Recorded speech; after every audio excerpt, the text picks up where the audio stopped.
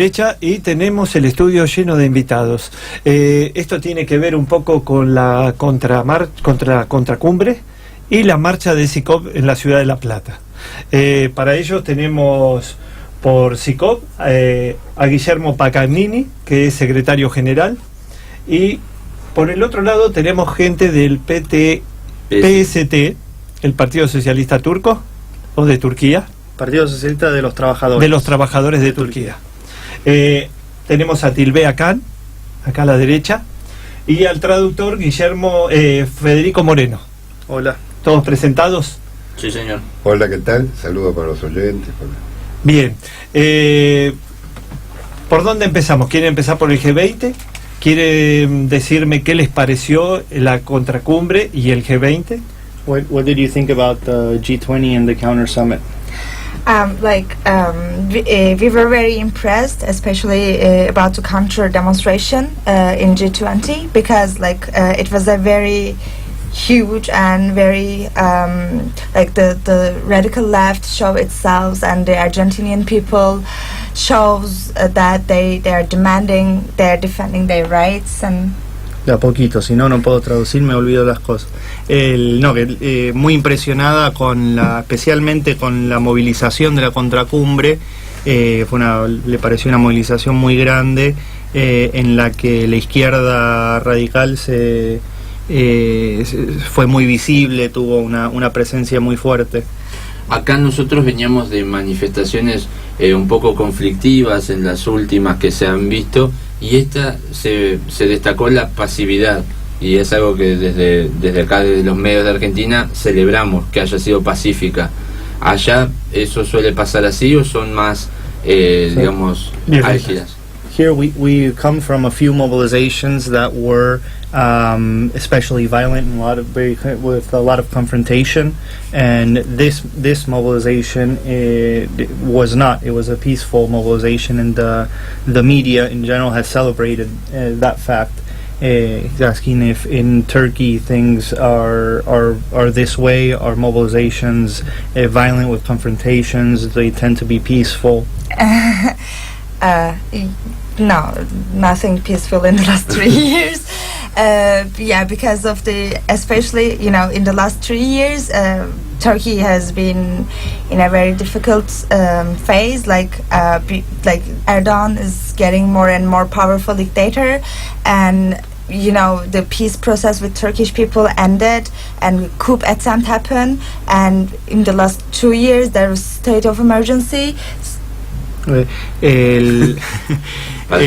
Sí, si habla demasiado tiene que ir a partecitas, si no uno se olvida la mitad. Dice, nada pacífico en los últimos 3 años en Turquía, porque el presidente Erdogan, en una situación muy difícil, con un presidente dictatorial que en los últimos años ha ido acumulando más y más poder, especialmente desde el 2015, con un intento de golpe de Estado contra Erdogan. 2016, perdón.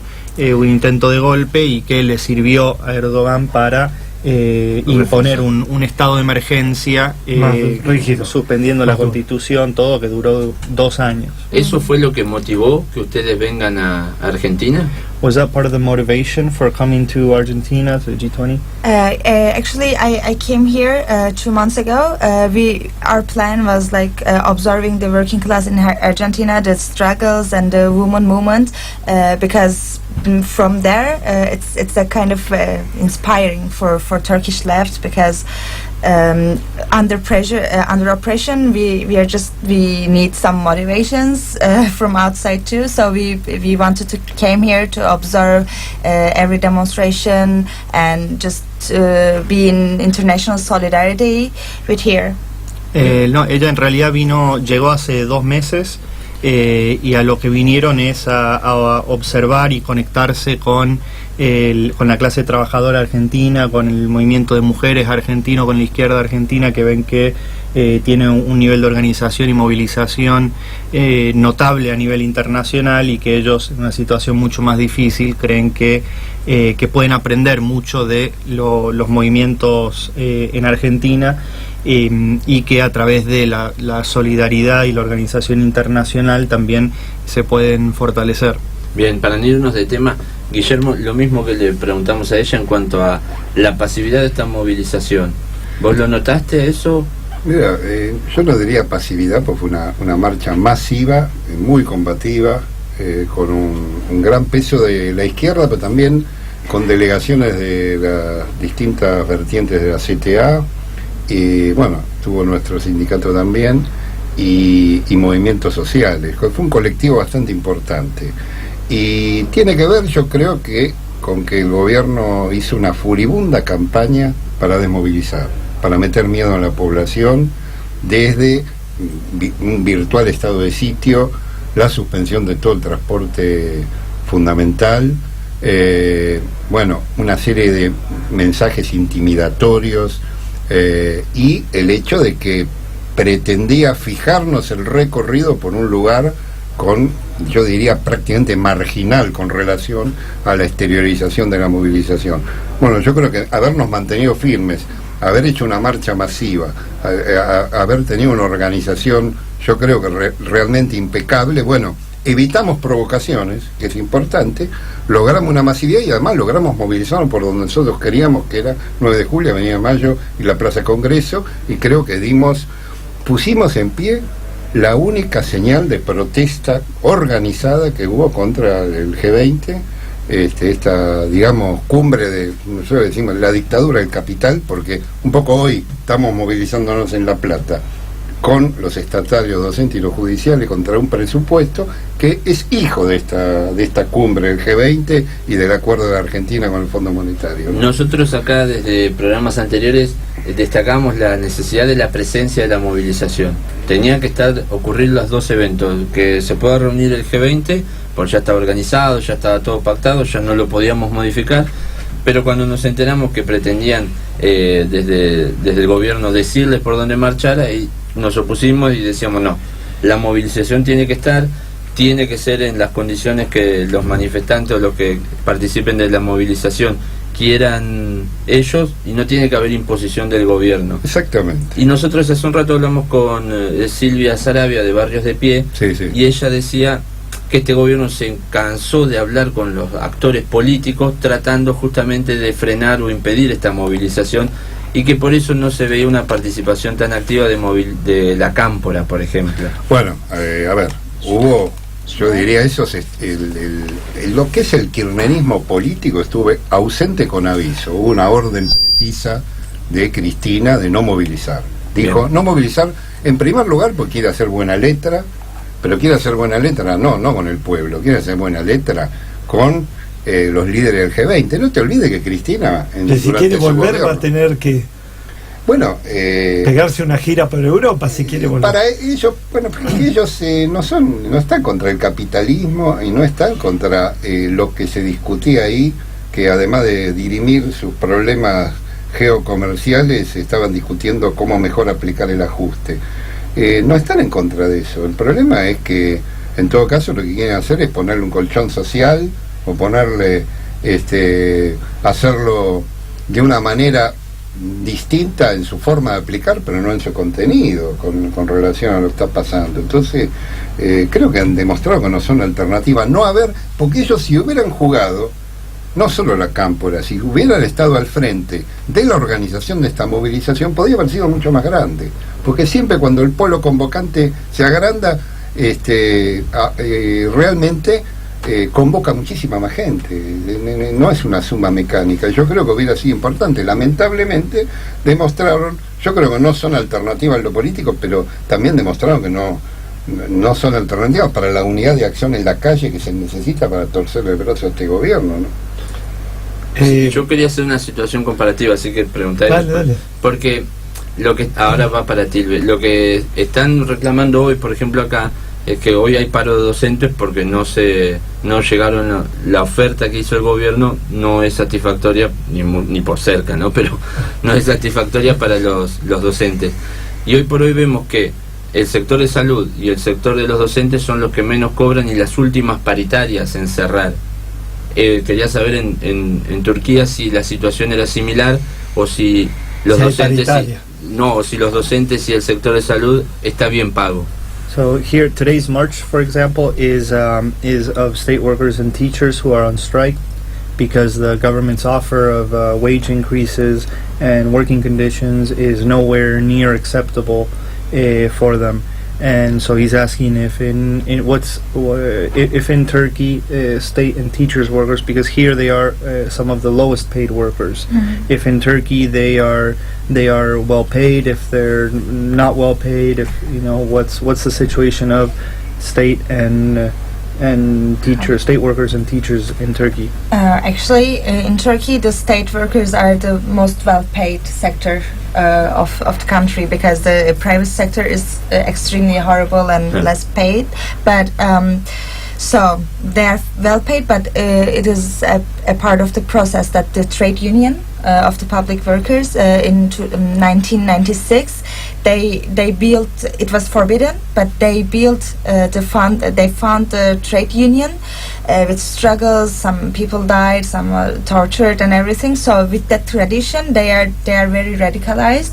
So that's why they gained the stride, and they are well paid and the most secure area of the working class. Que en realidad es lo contrario. Allá los trabajadores estatales son de los mejores pagos en la economía, pero dice que es fruto de que en los 90, cuando era ilegal hacerlo, son los que se lograron organizar y enfrentaron represiones, muertes, torturas, pero lograron organizar un sindicato que dio las peleas y logró mejores condiciones, algo que el resto de los trabajadores no lograron en ese momento, y por eso hoy tienen condiciones que en el sector privado no existen. ¿Y cuáles fueron los condimentos para que eso pudiera pasar?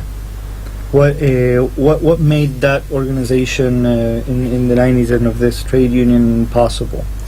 Actually, it is a continuing process. Before 1980 coup, the workers were very organized, but it was stopped in the coup, and in the next 10 years it was just nothing for working class. But then people started to get organized again, and it was necessity, because they basically had nothing, even the basic rights, like security, like the social, the health something and everything. So that's why it was an open necessity, because of the tradition and also the working conditions. En realidad, antes del golpe de Estado que hubo en el 80, había una clase obrera.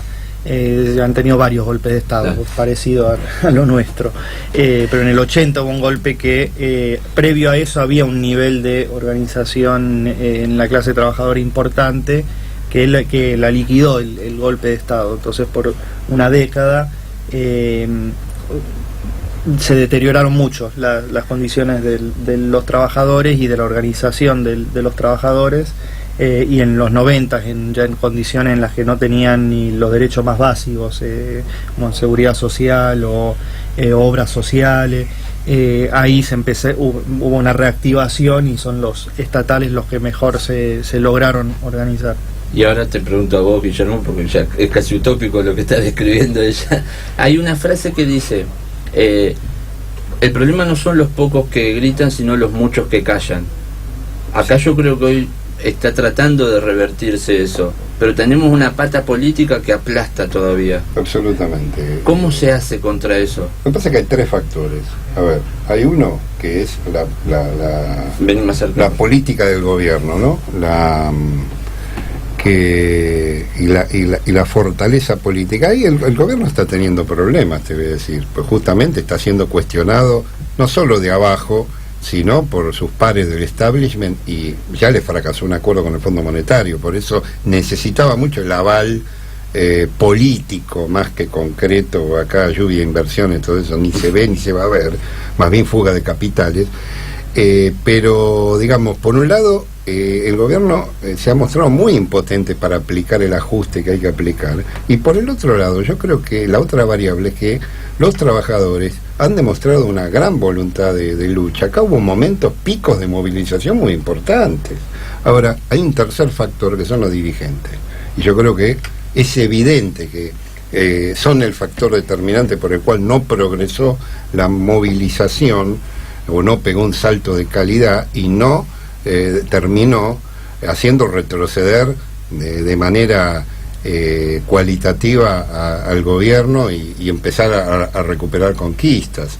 Entonces, acá hay reformas estructurales muy importantes que todavía no las pudieron aplicar. La reforma laboral retrocedieron porque hubo una tremenda movilización en diciembre. Y la previsión fue la mitad. Y la previsión fue, yo te diría que un cuarto, porque yo creo que acá quieren ir a un sistema mixto, un mix público-privado, en el cual a vos el Estado te va peor que cuando fue, porque cuando fueron las AFJP había un sector privatizado, pero el sistema de reparto estatal se mantuvo diezmado, recortado, empobrecido, pero se mantuvo. Acá lo quieren liquidar, o sea, quieren hacer un mix en el cual el Estado garantice solo un piso y el resto vos tengas que pagar un seguro de retiro privado, ¿entendés? Ese es el objetivo. Ahora, está la reforma sanitaria, más llamada cobertura universal de salud, la CUS. Está la reforma de tercera generación del Estado. Bueno, todo eso, ¿por qué no lo pueden aplicar? Porque de verdad, está bien, tienen problemas ellos, problemas políticos, pero sobre todo porque hay una resistencia grande. Ahora, ¿por qué no fue derrotado? ¿Por qué vuelven a la carga y al mismo tiempo sí, lo que sí han hecho fue aplicar ajuste presupuestario, reducción de las partidas públicas y los salarios? Porque la dirigencia no está a la altura de las circunstancias. La CGT enterró toda posibilidad de un nuevo paro nacional, darle continuidad al paro que hubo, que pese a que la CGT no lo preparó, el paro fue contundente, no se le dio continuidad. Las CTAs hacen una medida de fuerza de vez en cuando, pero tampoco hay un plan de lucha continuado, estructurado, discutido en las bases. Entonces, de verdad, nosotros que particularmente bregamos mucho por la unidad, aún desde nuestra posición sectorial, te sentís en un sentido desamparado por la falta de una coordinación general. ¿Se está escuchando en algún sector de la población? Yo no tengo problema con las manifestaciones, ni que los docentes ni el personal de salud reclamen lo que quieren, pero no pueden tener a ese que los represente. Para no poner nombres personales, digo, ¿se está viendo eso? Hay que empezar a discutir los dirigentes yo altos, creo que sí, yo creo que sí, claro. Acá justamente lo que hay que hacer, hay que ir a un recambio de dirección, necesitamos direcciones democráticas.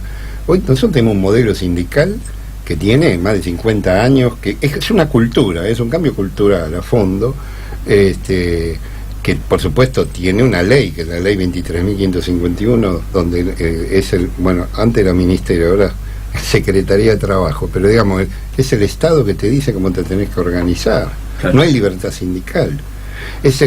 Vos dependés de la aprobación del Estado para todo tipo de organización de los trabajadores, es decir, no hay autonomía, no hay independencia, donde se mantiene una casta burocrática de dirigentes que tienen el culo atornillado de los sillones y décadas, pero algunos son récord, Baldacini de Correo pasó el récord, pasó los 50 años en el sillón, pero todos tienen entre 30 y 50 años en el sillón de la Secretaría General del Sindicato. Y los verticalistas, no hay asambleas.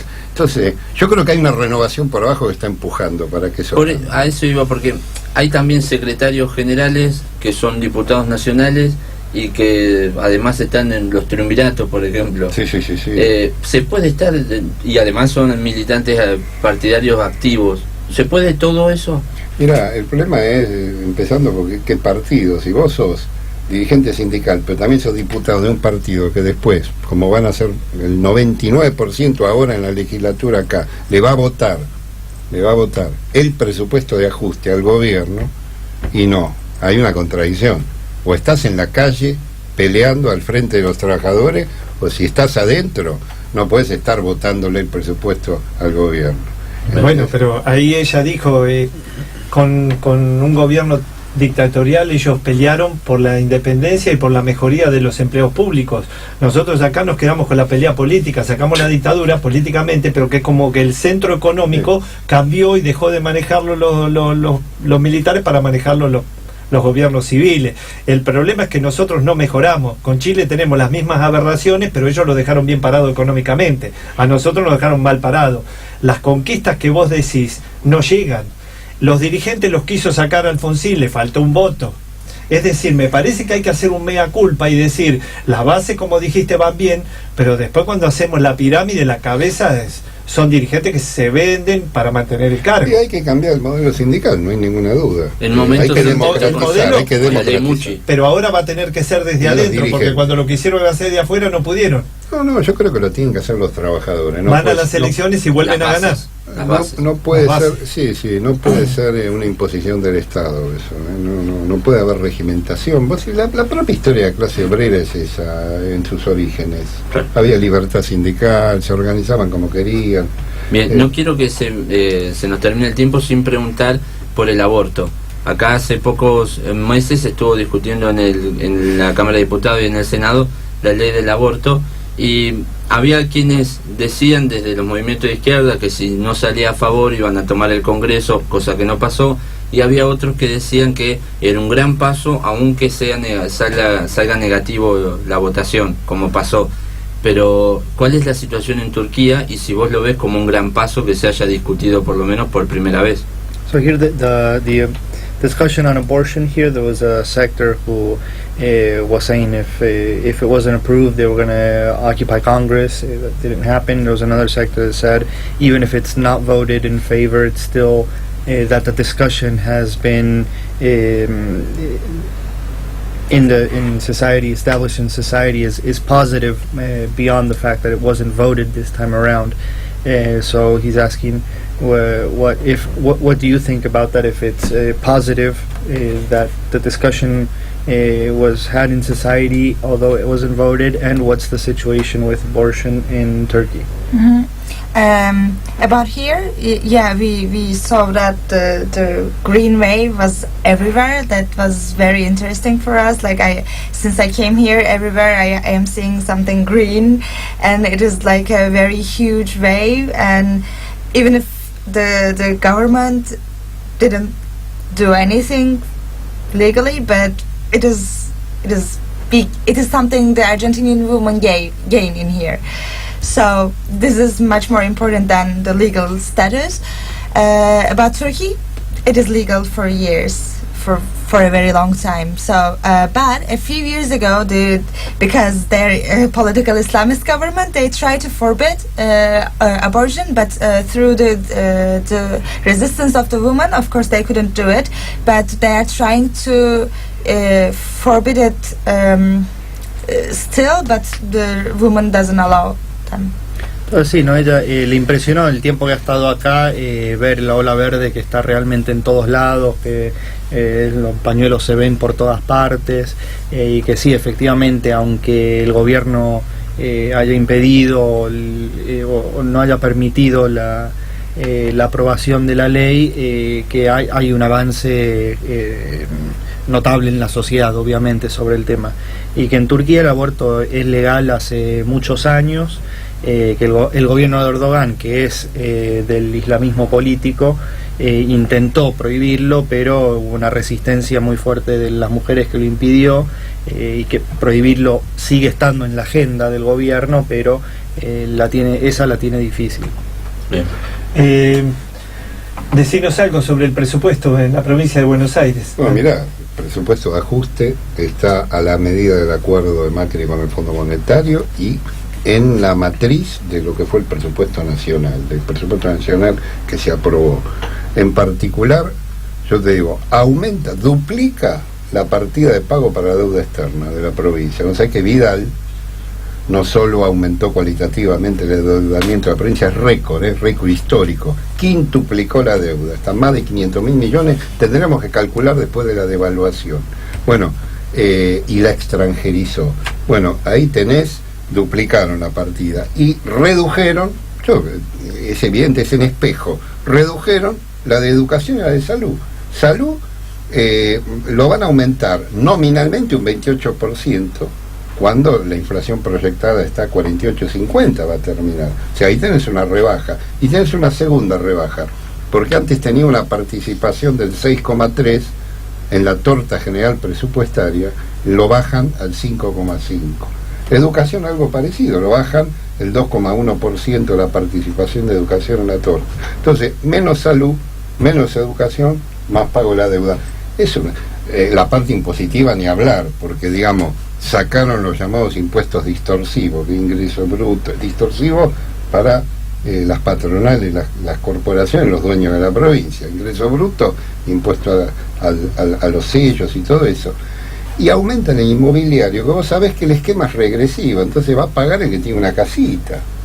Y no va a pagar, y acá los grandes, la economía concentrada de la provincia, tienen no solo exención impositiva, sino que no pagan, es una fantochada, es una simulación de que pagan impuestos. Entonces yo creo que se podría hacer, hay que dar vuelta a la taba. Acá la provincia sigue recibiendo mucho menos de coparticipación que lo que corresponde. Vidal se llenó la boca diciendo que iba a pelear por recuperar la coparticipación, y por supuesto la conformaron con el fondo del conurbano, por supuesto, y no peleó porque esa plata va al pago de la deuda externa nacional y va a los bolsillos de subsidio del sector privado nacional. No va a volver esa plata que se produce desde la provincia, no va precisamente a inversión social.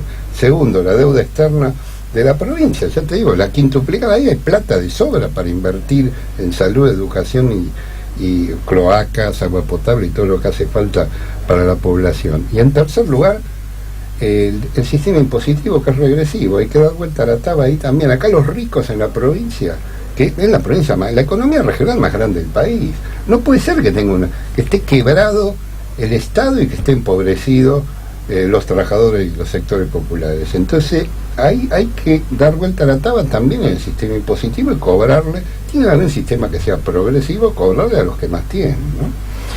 Una última reflexión de ella sobre el G20, la Argentina, lo que vio y esta lucha que estamos dando. Final reflection on Argentina, the G20.